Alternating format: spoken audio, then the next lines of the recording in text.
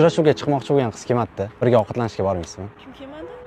Qayerga olib borasiz? Nima taklif berasiz? Restoranga boramizmi? Pulim kamroqda. Xo'p, gumma bo'ladimi? Ketdi.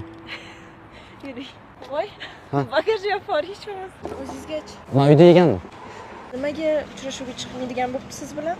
O'rtoq aytibdi, u bola kamroq pul topadi. O'zi nega rozi bo'ldingiz? Ayol zoti haqida sizning fikringiz noto'g'ri qolib ketishini xohlamadim. Vaqt o'tib hozir gumma bergan odam unga imkon va ishonch bildirilsa, eng qimmat restoranda, eng qimmat ovqatni ham olib berishi mumkin. Men 5 ta saboy olib bera olasizmi? O'zim ham sotib ola olaymi? Lekin xohlaymanki, siz olib berishingiz. Erkak kishini pulida boshqacha baraka bo'ladi.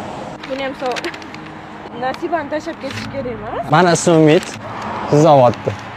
Qizlar bolalarni boyligiga qarab baho bermanglar. Bugun peshkom yurgan bola ertaga sizlarni Ferrari'da olib berishi mumkin.